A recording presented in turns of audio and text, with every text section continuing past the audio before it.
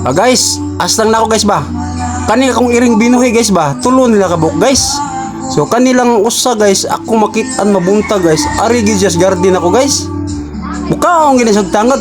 Kada buntag gina guys. Mamamisbis ko mato sa garden na gina mosunod gid siya mukaon gini sa tangad yun. Every morning guys siya mo kaon guys. So unsa may mga kuan na ni guys, mga bot pasabot.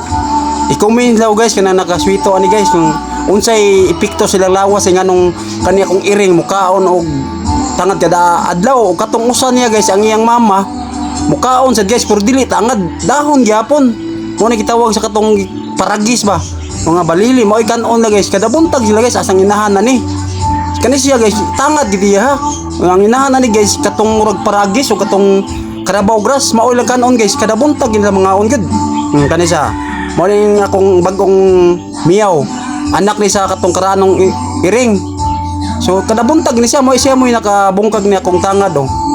Murag lami kay siya paminaw niya ba. So comment lang guys kung unsay kuan kung kinsay sweeto ani guys unsay dakong benepisyo sa iyang lawas nga mukaon siya. Sa nahibawan ni kanang medyo karakaraan ba nga tao ba. Mo gina guys kanon gini na akong giduol guys. Kada adlaw gina guys sa katong kamay pa siya guys malibang siya dire. Mga ikay siya libang niya. Karon guys kay anam siya kadako. Naanay si pakanon kaning tangad di kanon niya nabungkag kay ako lang ipasagdan wala na ko kasabi kay wala na ko bunali kay kaon man siya basig tambal po ni guys.